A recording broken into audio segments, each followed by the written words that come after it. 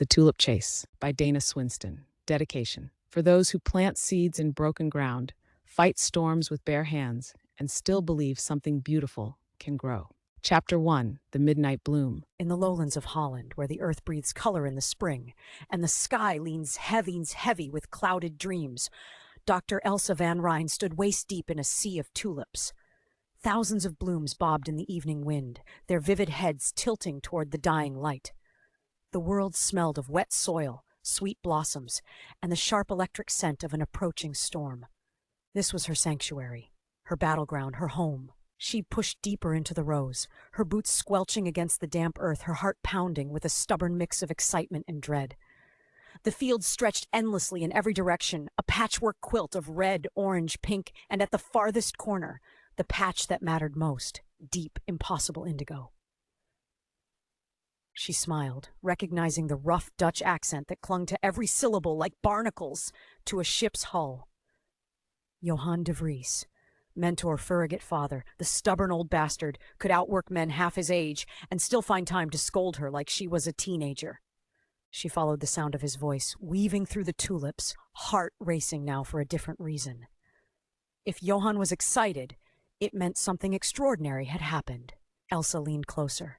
And there it was, the Midnight Tulip. It wasn't just the color, though the petals gleamed darker than any natural pigment should have allowed, swallowing the sunset into its velvet depths. It was something else. A hum, a vibration just beneath the skin, as if the flower carried a charge inside its cells. "It's beautiful," she said, her voice breaking without permission. Elsa reached out, fingers trembling, and brushed the bloom's silken edge. Tiny hairs prickled her skin, sending a jolt straight to her spine. "If we can extract this properly," she murmured, "we could leapfrog every energy model in the world. Photonic bioconversion on a scale they can't even dream of yet." She nodded, the weight of his words sinking deep. She knew the sharks would smell this miracle from half a world away. That was the cost of greatness. A rumble of thunder rolled across the horizon, low and menacing. Overhead, the clouds boiled darker, smearing the last hints of orange and purple into gray oblivion. Johan exhaled heavily. "Storm's coming, Elsa!" She looked at him sharply, understanding that he didn't just mean the weather. "Let it come," she said. "We're ready." She wasn't, not really, but she wanted to believe it. Wanted it so badly she could almost taste it in the rain-heavy air. Later that night, the farmhouse lab creaked and groaned as the storm battered the fields. Elsa sat at the battered oak table, a single lamp throwing long, jittery shadows across her notes. She jotted down measurements, chemical ratios, observational quirks, the way the Midnight Tulip seemed to adjust its photonic intake depending on the angle of the moonlight. No plant should behave this way, not according to any model she'd ever seen. Elsa accepted the mug, wrapping her hands around it to steal its warmth. "Can't sleep. Too much noise upstairs," she said, tapping her temple. They sipped in silence, the storm raging outside, the wind howling like wolves lost at sea. After a long moment, Elsa asked, "Do you really think we'll be allowed to release this, to share it?" Elsa nodded, heart sinking. She had hoped foolishly that maybe the beauty of the discovery would be enough to shield it. That the science would triumph on merit alone. "Anything. I won't." "What?" Elsa stared at him, heart pounding. He meant it. God help her. He meant it. Eyes. Far beyond the edge of the fields, a dark sedan sat parked beneath a broken street lamp, engine idling softly against the storm. Chapter 2, Betrayal at the Conference. The conference center in The Hague was a glass and steel cathedral to innovation, cold, bright, and sterile as a surgical theater. Fluorescent lights buzzed above rows of tech booths, scientific posters, and security cameras that watched like silent vultures. Elsa van Rijn moved through it like a thread through fabric, focused, fragile, and utterly determined not to unravel. Her name flashed on the main display. Dr. Elsa van Rijn, the future of energy through bioadaptive flora. Applause echoed politely across the hall as she approached the podium. "Thank you," she began, clicking her presentation remote. The screen behind her glowed with electron microscopy slides of tulip cells. The Midnight cultivar represents a new chapter in photonic energy conversion, a natural bioreactor that redefines how we understand plant-based power. "Not interested," Elsa replied without turning. She looked him straight in the eye.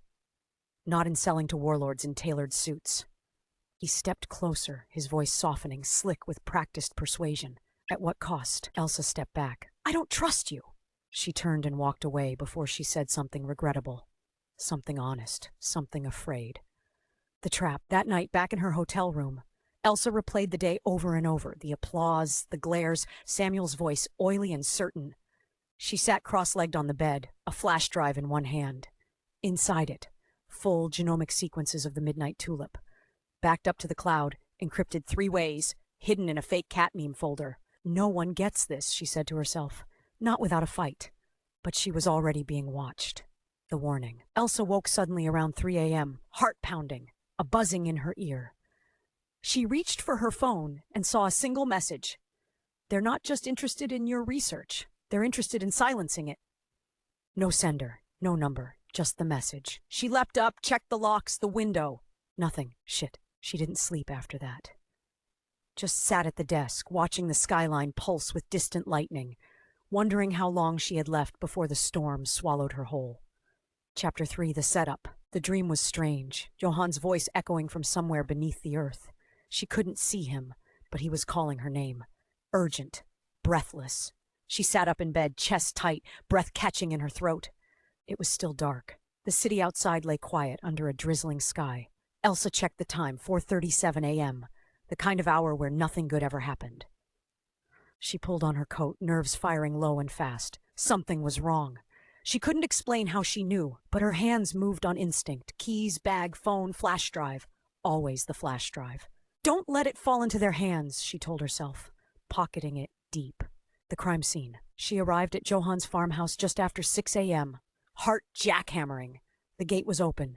That was the first red flag. The second was the silence. Johan always had the radio blaring, Beethoven, Vivaldi, even punk on weekends. Today, nothing. Just wind, soft rain, and the creak of the front door. She pushed it open and stepped inside. The smell hit her before the sight did. Copper, earth, something sour beneath it. Johan? He was in the hallway, face down, one shoe missing. Blood pooled around his head like an ink blot. The clay pot that once held the Midnight Tulip lay shattered beside him. The petals crushed. No. She dropped to her knees, hands shaking as she reached for his neck. Cold.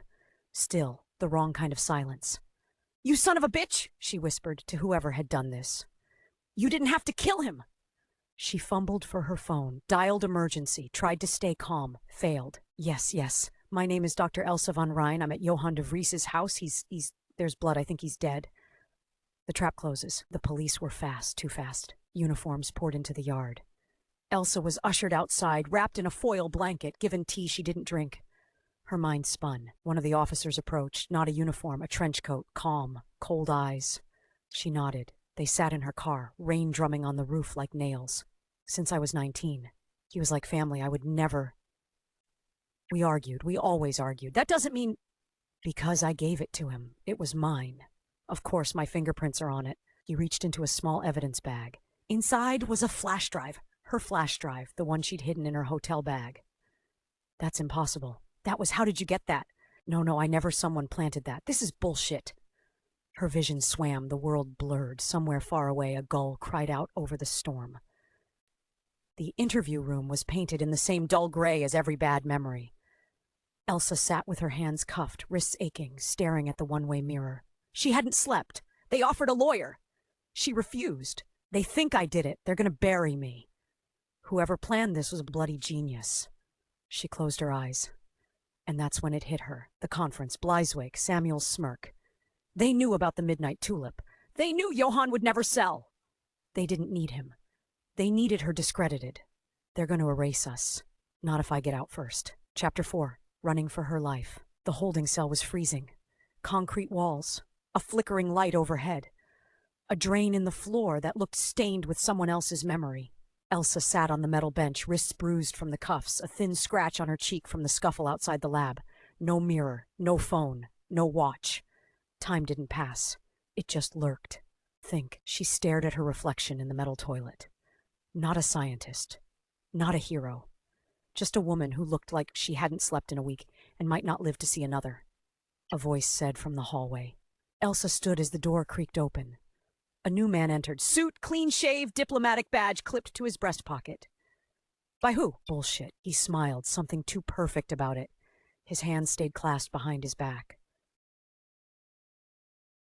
I believe you are being set up, Dr. Van Rijn, and I believe I can help you. Why would you help me? Because the people who want to bury your research aren't just dangerous, they're wrong. He leaned closer, his voice dropping. Tonight, during transfer, there will be a vehicle shift. Back door of the garage. Walk out and don't look back. Someone will be waiting. Elsa blinked. Why are you telling me this? Because your work matters more than you do. And they're going to kill you for it. Before she could ask more, he turned and left, as if he had never been there. The escape. The transfer came just before midnight. Elsa in handcuffs, flanked by 2 armed escorts. She walked silently, stomach twisting, heart thudding against her ribs. It's a trap, or it's your only chance. Pick one. The garage door creaked open.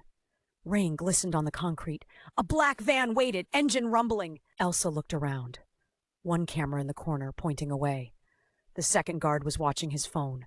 She felt the metal cuff bite her wrist. Now or never. She twisted, slammed her elbow into the escort's stomach, dropped and rolled under the van. Footsteps, shouts, gun drawn, but then screeching tires. A second van barreled into view and skidded sideways, its side door sliding open.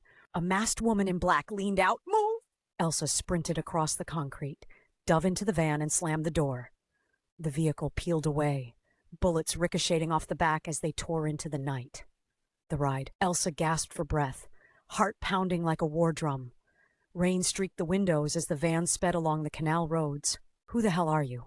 The driver pulled off her mask, short neon pink hair, stud in her lip, eyes like razors. Annika Van Giel. I like your flower. Elsa stared at her. How? Let's just say I hacked a few calendars. And I really, really hate Bleiswijk Industries. Elsa leaned back against the van wall and closed her eyes. Thank you. Don't thank me yet, Annika said. They'll be coming for us in hours. Elsa opened her eyes.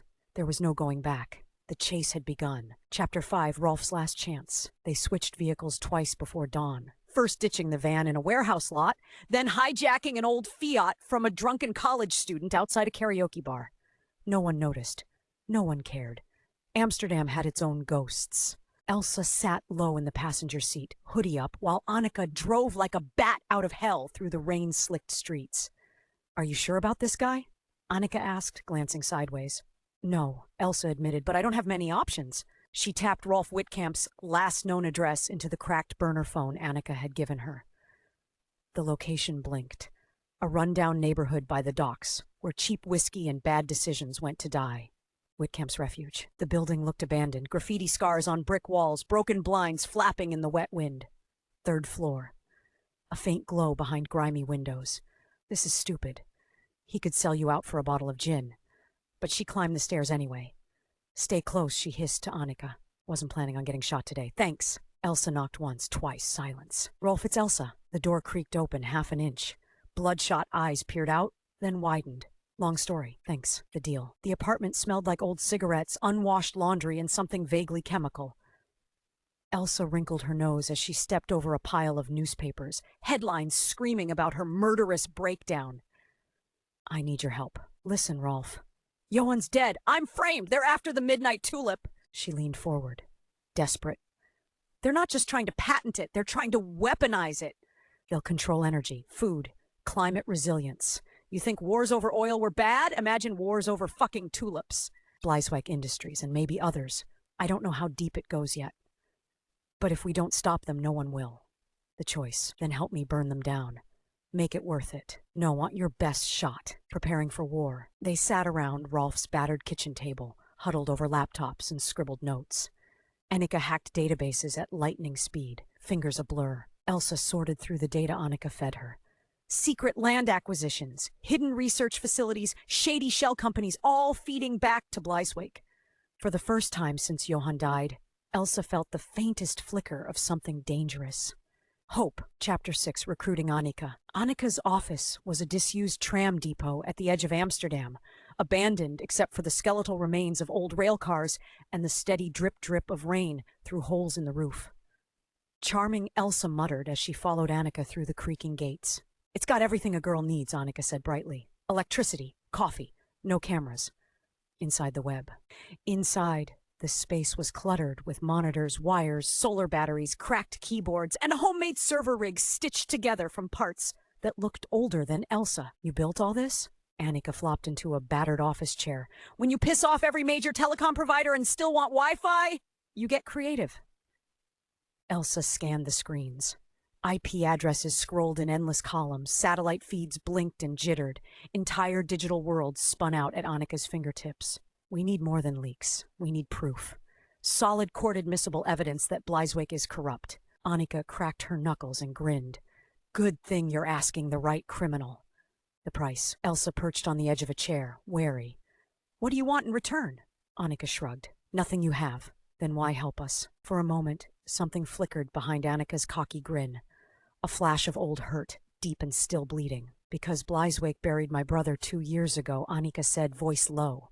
Called it a workplace accident. Buried it under NDAs and blood money. Elsa leaned back, cold washing over her skin. I'm sorry. Save it. Just help me wreck them. They huddled around the main server. Annika sketched out a rough attack strategy on an old whiteboard, markers squeaking in the damp air. First, we tap into their dark fiber lines, unmonitored cables running under half the goddamn country. It'll let me ghost into Aurora. Elsa frowned. What's Aurora? Annika circled the word in thick black. Their black site archive, where the dirt really lives. Bigger, nastier, and no oversight. That's where they're hiding the Midnight data. Annika clicked open a satellite map, highlighting a seemingly abandoned corporate building outside Delft. We tap the fiber, crack Aurora, dump everything live, full data flood before they can spin it. Nope, I'm here to fucking end them, the warning. As they finalized the plan, Elsa caught sight of something on Annika's screens. Satellite imagery, names, her face, Rolf's, Annika's, all stamped with the same red label, eliminate on sight. They've marked us. Annika didn't even blink. They marked me a long time ago. Elsa looked around the ruined tram depot, the cracked floors, the dying lights, the battered rebels she now called allies. We don't just leak their secrets. We bury them. Chapter 7, Secrets in the Soil. Rain beat against the cracked skylights of the tram depot, turning everything silver and ghostly. Elsa sat cross-legged on the cold floor, an old leather journal open in her lap. It was Johan's. She hadn't even known he kept one. Annika had found it tucked inside a hollowed-out encyclopedia back at the lab, minutes before the police had stormed in. She handed it to Elsa like a priest handing over a bomb. Better you than me, Annika had said. I don't do ghosts. The first seed. Elsa turned the brittle pages carefully, the ink smudged in places, the handwriting cramped and hurried. Mirror? She flipped through more entries. Research notes, diagrams, occasional scribbles about funding, disasters, departmental politics, personal grudges. Then one line that chilled her. He knew. Elsa's stomach twisted. Johan had understood years ago that the Midnight Tulip wasn't just beautiful. It was dangerous. A natural amplifier, a potential power source, or twisted the wrong way, a weapon. Ghosts beneath the roots. She remembered it now, spring of 2013. Late nights in the old greenhouse. Johan hunched over microscopes, muttering under his breath. How he'd stopped publishing their most radical findings. How he started locking cabinets. How he refused corporate offers that could have made them millionaires. I thought he was just getting paranoid. Turns out he'd been fighting a war she never even saw coming. Elsa wiped her sleeve across her face and closed the journal. Her hands shook, but not from the cold. He tried to protect it, she said aloud. Protect all of us. Elsa took a long pull of lukewarm coffee, the bitterness grounding her. We're not just leaking corruption, she said, setting the journal down like a declaration. We're saving something that was never meant to be sold. Seeds of doubt. Annika scrolled through her hacked files, frowning deeper by the second. You need to see this. Elsa and Rolf crowded around. On screen, a string of emails between Bleiswijk executives and unnamed government contractors. Potential applications include directed photonic energy bursts, enhanced UV resonance for agricultural sabotage. Weaponization models scalable for covert use. Elsa stared at the screen. It felt like the ground had opened under her. They're going to use Midnight to kill! A new resolve. For a long moment, the room was silent except for the rain hammering the metal roof. Then we don't just expose them, Elsa said finally. We destroy Aurora, burn it, salt the earth, leave nothing behind they can twist. Annika's grin returned, sharp as broken glass. I knew there was a savage buried in that lab coat. Elsa closed her eyes briefly, feeling the weight of Johan's legacy settle across her shoulders like a mantle. For Johan, for all of us. Chapter 8. Attack at the Safe House. The tram depot stank of ozone and damp concrete. It had been 3 days since Elsa, Rolf, and Annika had gone dark. No cell signals, no emails, no trackers. They thought they were safe. They were wrong. The calm before. Elsa sat on the floor, back against the wall, notebook balanced on her knee. Plans, timelines, backup routes, every contingency she could think of. Across the room, Annika muttered curses at a stubborn fiber splice kit, trying to wire a transmitter powerful enough to punch through Bleiswick's firewalls. For a moment, just a heartbeat, it felt almost normal, like 3 broken people patching a lifeboat together against the coming flood. Maybe that's why they didn't see it coming.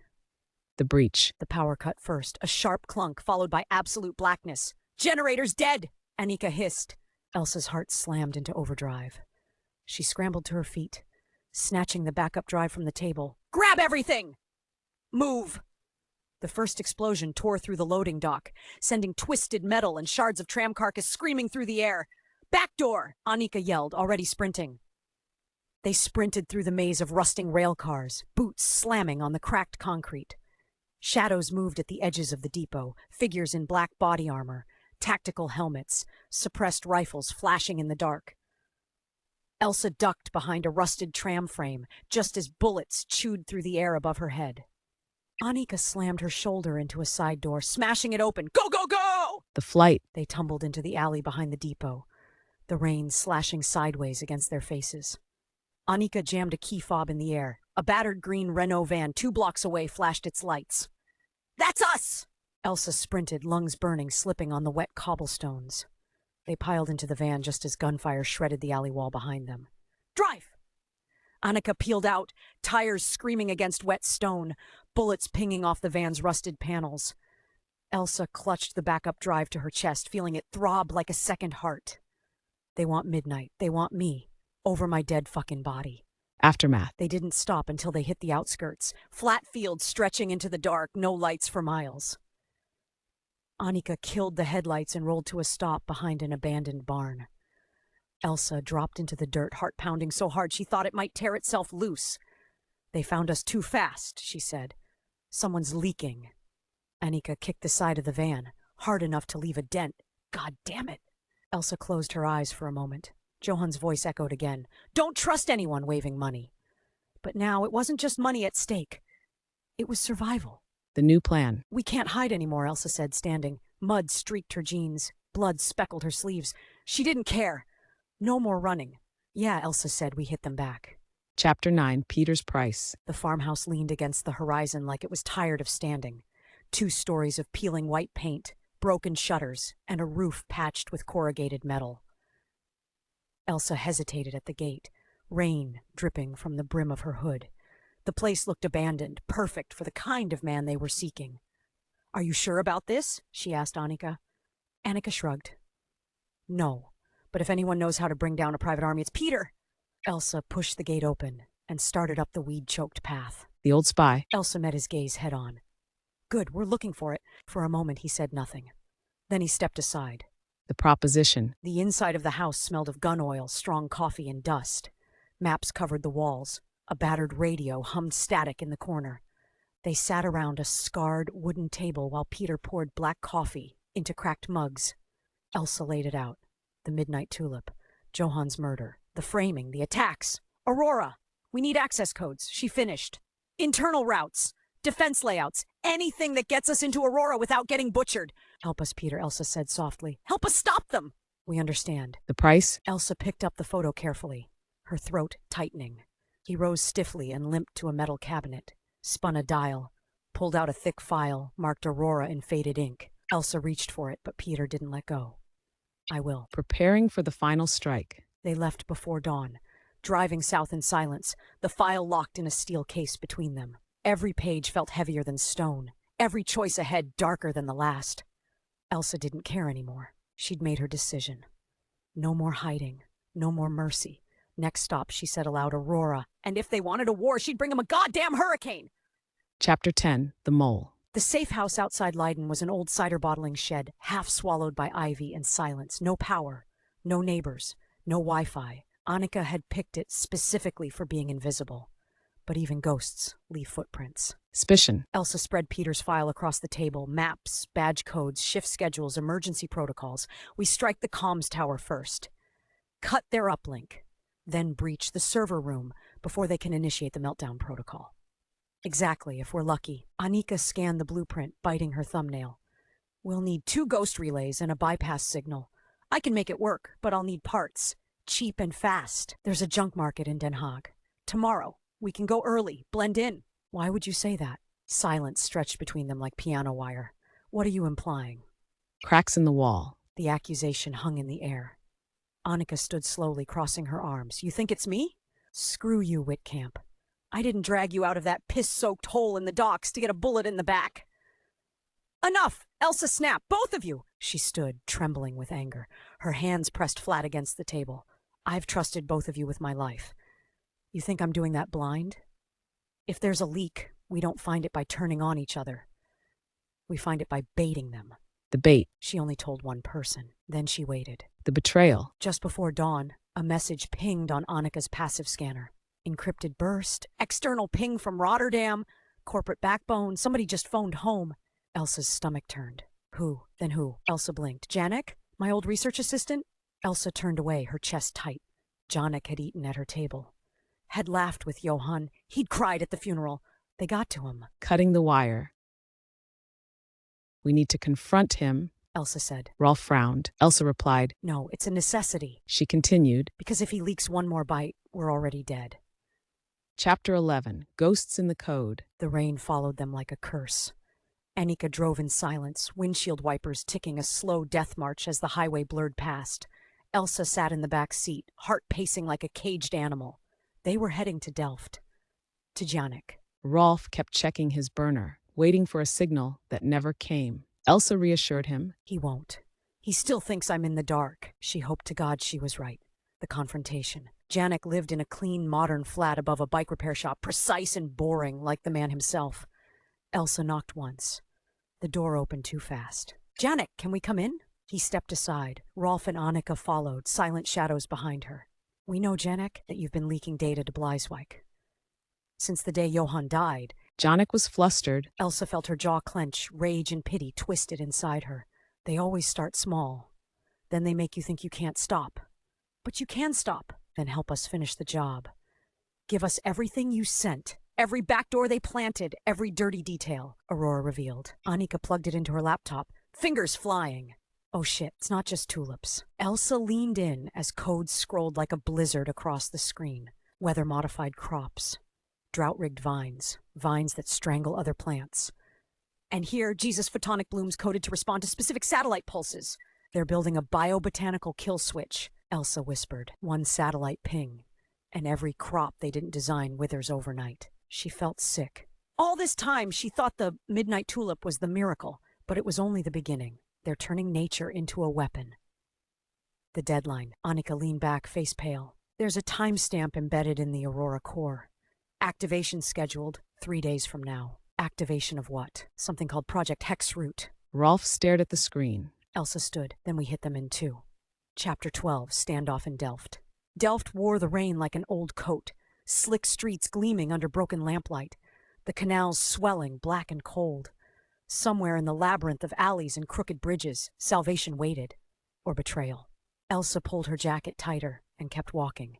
The meeting. The contact had picked a bar called De Zwarte Hond, the black dog. Tiny, cramped, smelling of stale beer and wet dog. Annika scanned the room as they slipped inside. Rolf pretended to nurse a beer, every nerve on edge. Elsa spotted their man immediately.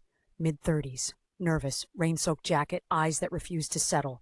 That's him, Annika whispered. Elsa approached careful, slow. You're Diederik? Friend of the flower. They moved through the crowd, Elsa's boots squelching on wet tiles. What do you have?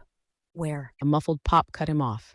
Diederik's eyes went wide. He staggered once, clutched his chest, and collapsed. Down! The trap. Chaos erupted. Patrons screamed. Glasses shattered. Elsa dove behind the table as another shot whined past her ear, splintering wood. Annika shouted from across the room. Back door! They sprinted.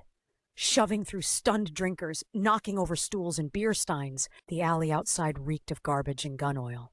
Elsa's boots slipped on slick stone as they ran, heart hammering against her ribs.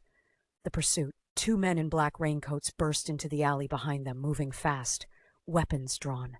Annika threw a flashbang, stolen from God knows where, and light exploded in the darkness. Rolf shouted. They careened into a narrow canal path, the water inches from their feet. Elsa clutched the key ripped from Dieterich's dead hand, like it was a relic. Behind them, footsteps thundered, gunfire cracked. Move! Escape. Delft Central loomed ahead, slick glass and harsh light against the storm. They plunged inside, weaving through commuters, blood pounding in Elsa's ears. She gasped, past the ticket booths, past the information boards, there. A bank of gray lockers. Elsa jammed the key into C23 and yanked it open. Inside, a battered USB drive. A thin file folder marked Project Hexroot. Final deployment schedule. Got it! No time to celebrate. Train! Annika yelled, pointing. They sprinted for the nearest platform just as a train shuddered to life. Slipped between closing doors. Disappeared into the night. Regrouped, the train rattled through the darkness, rain hammering against the windows. Annika checked the USB, her hands trembling. Elsa stared at the folder in her lap. 3 days until activation, and now they had the smoking gun! Chapter 13, The Reckoning Plan. The train rolled through darkness, each clack of the wheels like a countdown. Elsa sat by the window, staring into the void, the Hexroot folder in her lap and war building in her chest. The file confirmed their worst fears. Coordinated agricultural collapses, targeted food shortages in unstable regions. Photonic sabotage disguised as climate variability. It wasn't just about power, it was about control. The briefing. They regrouped at a new hideout, an old veterinary clinic outside Utrecht, long abandoned, thick with dust and the stench of iodine. Elsa cleared a metal table with a sweep of her arm and unrolled Peter's floor plans. Aurora's located inside Bleiswijk's Agritech Research Park in Rijswijk. Level 5 is the bunker. Biometric locks, multi-channel power redundancies. With purpose, Elsa said, and with fury. The assault strategy. Annika connected the USB to her custom rig. Code flared like lightning on the screen. Here's the plan. Stage 1, disable the satellite uplink tower. No remote wipe, no emergency broadcast.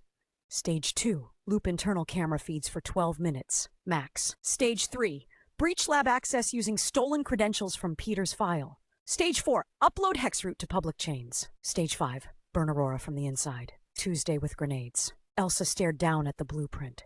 Her throat was tight, her hands were steady. This isn't revenge. This is retribution. Rolf's letter. Later that night, as the others slept in shifts, Elsa found Rolf in the break room, scribbling in a battered notebook. What's that? You're not going to die.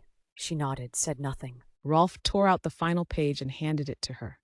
You'll make it. Countdown. By morning, the plan was locked. Every screw tightened, every roll clear. No backup, no allies, no margin for error. One shot. Elsa strapped on the burner rig, loaded the drive, and zipped her jacket. The storm wasn't coming anymore. She was the storm. Chapter 14, Rolf's Redemption. The world was gray when they reached Rijswijk. Fog curling over manicured corporate lawns, the Bleiswijk Agritech Park, standing like a mausoleum in the mist. Elsa tightened the strap on her pack. Inside, the burner rig, 2 copies of the Hexroot evidence, 1 homemade EMP charge. They had one chance. One thin, bloody thread to walk. Infiltration. Annika disabled the first security loop from a storm drain access point. Cameras glitched, screens froze. 12 minutes. Go, she whispered into the comm. Elsa and Rolf slipped through the loading bay, ducking behind pallets of fake hydroponic supplies. Inside, the air smelled sterile, artificial, like plastic pretending to be life. North stairwell, Elsa murmured. They moved fast, hearts pounding against rib cages, every footfall a gunshot in their ears. First blood, a guard turned the corner ahead. Rolf moved before Elsa could blink, slamming a wrench into the man's temple with brutal precision. The guard collapsed without a sound. Rolf exhaled shakily. First byline in years. Elsa grabbed his arm. Come on, focus! Breach. They reached the biometric lock. Elsa swiped Peter's stolen badge, praying. The scanner blinked, beeped, turned green. Move. They sprinted down polished hallways toward the server vault. The last stand. Elsa shoved the burner rig onto the primary node and initiated the upload. Hexroot files flew into decentralized chains across the world. 5 minutes! Annika crackled through the comms. Almost there. Then the alarms. Rolf swore. We've got company. Footsteps thundered down the hall. Elsa scrambled to complete the upload. Go, Rolf said, yanking the EMP trigger from her hand. No! Elsa, you have to make it. You're the story now. Don't. He shoved her toward the maintenance hatch. Go. Elsa stumbled into the hatch just as the first security team burst into the vault. Hands in the air. Through the crack, she saw Rolf raise the EMP in defiance. Here's your fucking silence. Light exploded, systems died, the world went black. Elsa clamped her fist against her mouth to keep from crying out. Aftermath, she ran. Through dead corridors, down service ladders slick with condensation, out into the storm. Behind her, sirens wailed, shots echoed. Rolf was gone. I'm sorry, she gasped into the rain. But she wasn't done yet. Not yet. Chapter 15, The Broadcast. The safe house felt wrong without Rolf's voice echoing off the walls. Quieter, emptier, like a ship already half sunk. Elsa sat at the cracked plastic table staring at the laptop screen. A single file icon blinked back at her. Hexroot final release. This is for Johann. This is for Rolf. This is for every starving child they thought they could buy with silence. The setup, Annika wired together a dirty feed, piggybacking on rogue towers, old TV stations, hijacked net backbones. It'll last maybe 15 minutes before they nuke it. 15's enough. No second chances, no redos. Only truth and consequences. The broadcast begins. Across the world, televisions flickered, phones buzzed, smart speakers chirped into life. My name is Dr. Elsa van Rijn. Her voice rang out across continents, hijacking everything from kitchen radios to stadium jumbotrons. I am the creator of the Midnight Tulip. And I have been hunted, framed, and nearly killed for what I discovered. Biotech Industries, once a name trusted with your future, has weaponized nature itself. Project Hexroot is not about feeding the world. It's about starving it. Elsa unleashed the files, live schematics, proof of black site testing, internal memos dripping with casual cruelty. When you lose your crops, when your children go hungry, when your governments fall, it will not be by accident. It will be because men in boardrooms decided you were expendable. The world watches. Across cities, faces turned upward in stunned silence. In Nairobi, a news anchor burst into tears on live TV. In São Paulo, farmers marched on Biotech offices. In Berlin, students flooded into the streets, chanting her name. Elsa's eyes blurred with tears, but she didn't stop. The Midnight Tulip was never meant for profit. It was a promise we must keep, for all of us. Remember the names of the fallen. Remember Johann de Vries. Remember Rolf Wittkamp. And remember that nature does not belong to corporations. It belongs to us. Shut. Static exploded across the laptop. Annika cursed. They're cutting the feed! Elsa nodded. Doesn't matter. It's out there. It's free. She powered down the rig and sat back, exhausted beyond anything she'd ever known. Fallout. That night, protests rocked The Hague. Police clashed with crowds in New York. Agritech stock prices plummeted into the abyss. Governments issued panic denials. Biotech Industries went dark. A reckoning had begun. Chapter 16, Retaliation. For a few hours, the world burned bright with hope. Then Biotech struck back. The first blow. Elsa woke to the sound of shouting.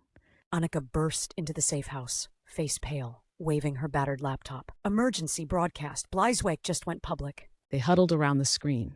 A sleek, gray-haired CEO sat behind a sterile white desk framed by flags and logos. We are the victims of a cyber-terrorist attack, the man said smoothly. False documents, fabricated data, foreign agitators. Elsa clenched her fist so tight her nails bit blood into her palms. They're calling us criminals. The disinformation war. The counterattack spread faster than the truth. Paid influencers flooded social media. State news agencies parroted Biotech's lines. Troll farms flooded Elsa's name with fake scandals, deepfakes, doctored images. Within 24 hours, half the world didn't know what to believe. This is how they win, Elsa said, not with bullets, with confusion. Annika slammed her laptop shut. Then we make it impossible to ignore. We fight louder. The real fallout. Reality moved slower. In the Netherlands, a government inquiry was announced. In the United Nations, a panel convened and immediately dissolved into shouting matches. In rural villages and urban slums, farmers destroyed Biotech seeds in rage and fear. But CEOs didn't get handcuffed on live television. Politicians didn't line up to confess. The powerful circled the wagons, as they always had. The personal cost. Elsa couldn't go home. Her accounts were frozen. Her passport flagged. Death threats filled her inbox like junk mail. Rolf's name was smeared as a deranged drunk chasing conspiracy theories. He died for the truth. She hissed into the night. And they're pissing on his grave! Annika offered her a grim smile. Welcome to the real world, flower girl. No white knights, no ticker tape parades. Elsa smiled back, tired, bruised, alive. Then we fight smarter. New routes, underground networks sprouted. Activists, rogue scientists, journalists sick of being muzzled. Elsa's evidence seeded a movement, messy, fragmented, but growing. Just like a garden, she murmured one night, watching protest footage flicker across a stolen tablet. Roots first, then stems, then thorns. Chapter 17, The Last Bloom. Spring returned to the lowlands. The tulips rose again, red, gold, violet, dancing under a forgiving sun. Life didn't stop for revolution. It grew in between the cracks. A quiet place. Elsa sat alone on the edge of a small, abandoned field just outside Leiden. The earth smelled clean and rich. The canal waters shivered in the breeze. She could still hear Johann sometimes, his laugh carried by the wind, his gruff warnings woven into the grass. She brushed dirt from her fingers and held up a small clay pot. Inside a single midnight tulip, alive, thriving. The last one. Memory and promise. She hadn't shared it. She hadn't weaponized it. She had simply kept it alive. A rebellion against every boardroom, every buyout, every whispered threat. A reminder that not everything born from brilliance had to be poisoned. Elsa smiled sadly. Johann would have hated the mess they left behind. But maybe, just maybe, he would have understood why she chose to stay in the fight. The visit. Footsteps crunched on gravel behind her. Annika plopped down beside her, a thermos of bad coffee in hand. You realize you're technically the most wanted botanist on Earth? I'm honored, Elsa said, taking the thermos. Next stop, eco-terrorism? Please, I prefer agricultural liberationist. They sat in comfortable silence, the tulip swaying between them. Seeds of tomorrow. In the distance, a new field had been planted. A community plot, donated by rogue scientists and stubborn farmers. New seeds, new soil, no patents, no borders. Just life, defiant and wild and impossibly beautifully messy.